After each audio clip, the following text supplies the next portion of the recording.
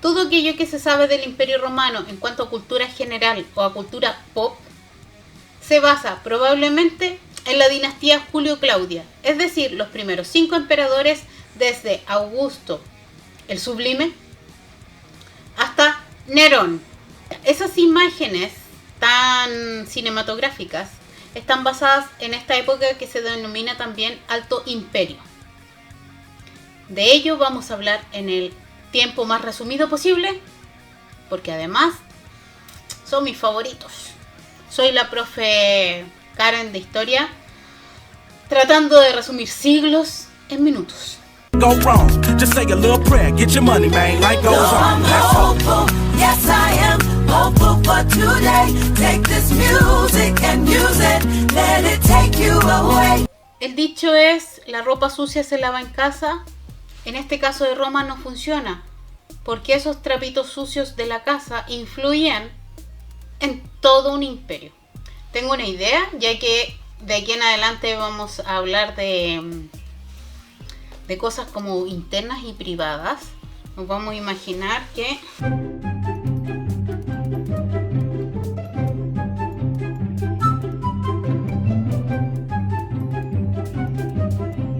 imagínense que yo estuve ahí y que lo que les voy a contar lo vi con mis propios ojitos de soldado copuchento. Tiberio, el hijastro de Augusto, no quería nada a su padre. No había ningún afecto. La adopción fue solamente una movida estratégica y política. Ahí, amor, nada. De todas formas, y gracias a esa adopción, Tiberio termina convertido en el siguiente emperador romano, ya que teniendo Augusto todos los poderes, al nombrar heredero a su hijo, le transfiere todo ese poder político. Ya no son los senadores los que nombran a los cónsules, como en la República. De ahora en adelante, es el mismo emperador el que está pensando quién lo va a suceder en el trono. En este caso es Tiberio, que su primer acto de absoluta rebeldía es tratar de que a su padre no lo nombren Dios, que no tenga su templo romano. Sin embargo, no le funciona. Al ver esto, a que el pueblo y el Senado todavía rinden tanto respeto a la memoria de su padre, opta por él poner a la guardia pretoriana, a los soldados de su parte. Él basa su gobierno en el poder militar. Sus relaciones con el Senado fueron terribles, porque el Senado es republicano, no es militar. César también tenía un gran poder militar y terminó enfrentado al Senado.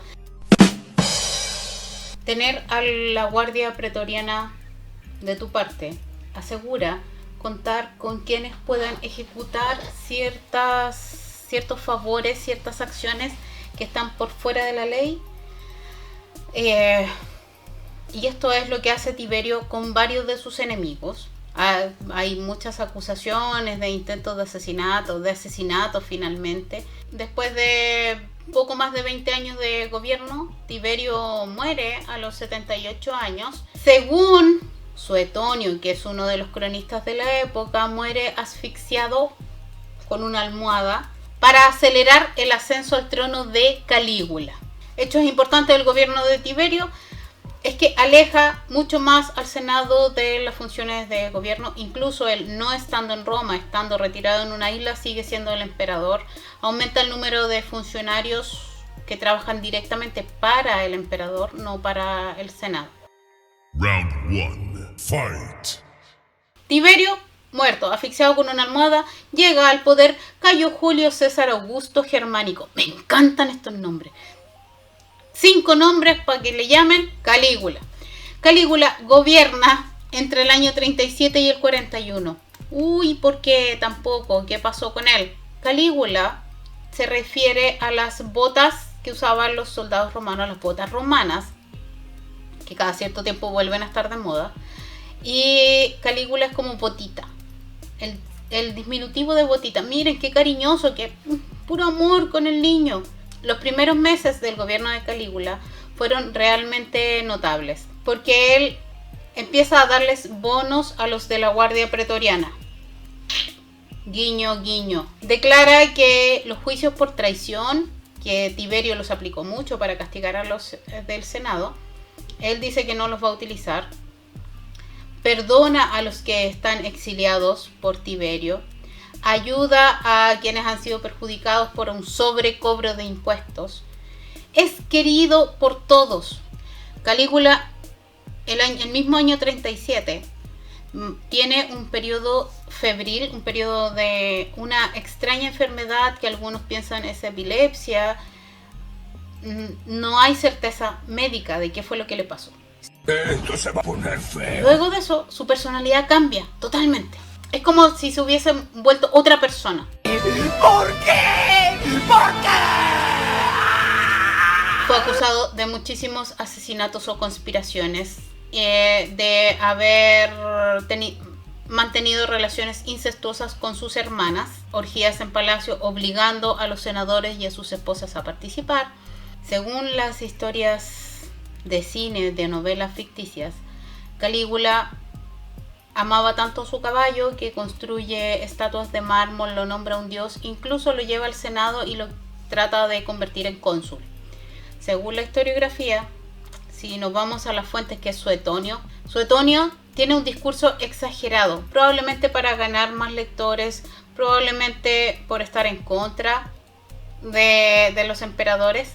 No hay una certeza real de que el caballo haya sido llevado al Senado, pero sí se estima que Calígula lo utilizó como una manera de ridiculizar a sus enemigos políticos, a decirles que su caballo les importaba más que todos ellos. Calígula obviamente que no termina bien, otro más que no termina bien, como con una conspiración de su misma querida guardia pretoriana, por razones más bien personales, y en enero del 41 le hacen una encerrona y lo despachan. Round 2. Fight. Hay una novela que se llama Yo Claudio, donde relata en este momento como que luego de haber asesinado a Calígula, la guardia está ahí dando vueltas como en el caos de no tener un líder, y encuentran a Claudio, tío de Calígula, medio escondido detrás de unos cortinajes en el palacio, y lo toman, lo alzan en brazos y lo nombran emperador. Claudio era de la familia Julio Claudia, era mayor que Calígula, no había sido considerado nunca porque lo describen con varios problemas físicos, súper inteligente, historiador, muy cuerdo en su discurso, pero disminuido físicamente, dicen algunas fuentes. Muy organizado, promovió muchas obras públicas. Al promover obras públicas generas también trabajo para la gente. Su gobierno fue de 13 años, muy poco, debió haber sido mucho más. Y Roma crece en cuanto a edificios, acueductos. Cuando hay escasez de grano, manda a secar un lago para ocupar ese terreno y poder cosechar. Mejora los puertos, toda una administración muy sobresaliente, perfecta. Deja un gran legado incorporando Britania al territorio romano, amplía los límites del imperio. A pesar de reconstruir prácticamente el imperio después del descalabro que dejó Calígula, la vida de Claudio fue muy difícil en su ámbito privado. Sus esposas estaban locas. No lo digo yo, está en varias fuentes, ya sea en las películas y en las series, pero también en las fuentes históricas. Hablan muy mal de las esposas de Claudio.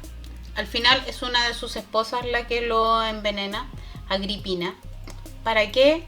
Para acelerar el ascenso al trono de su propio hijo, del hijo de Agripina, no de Claudio, Nerón.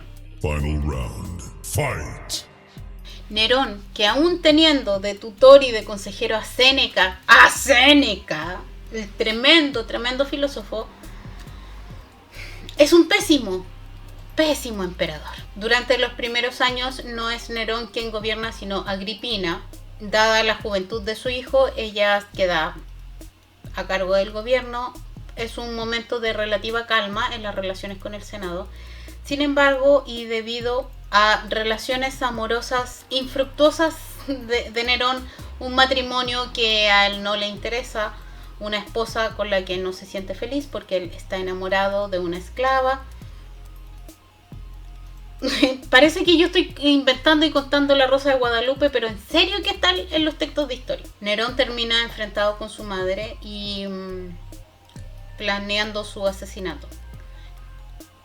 Agripina muere, Nerón queda a cargo absoluto del imperio.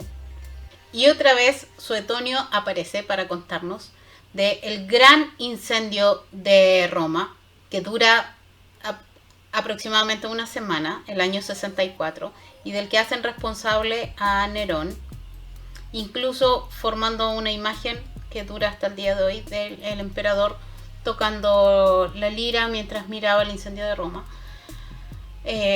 con una idea en su mente que era cambiarle el nombre y llamar al lugar Nerópolis. Nerópolis. Eso sí que es tener ego, pensar que puedes reconstruir una ciudad y colocarle tu nombre. Qué maravillosamente retorcida es esta dinastía.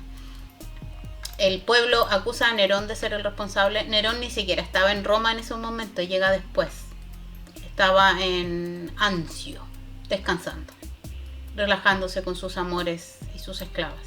Con todo esto, Nerón cae absolutamente en la paranoia, pensando en que finalmente lo van a matar de un momento a otro, lo que no está muy alejado de la realidad. Al encontrarse con el Senado en su contra, Nerón opta por el suicidio. Antes de que lo mataran, prefiere terminar él con su propia vida. Terminando así también con la dinastía Julio-Claudia. Intentaba contar todo esto en 5 minutos y ni miren la hora. Mucho chisme me dejó con sed. Voy a hacerme un tecito y después vamos a seguir pelando lo que sigue del imperio. Soy la profe Karen. Cuídense mucho. Después seguimos pelando. En el siguiente video seguimos pelando.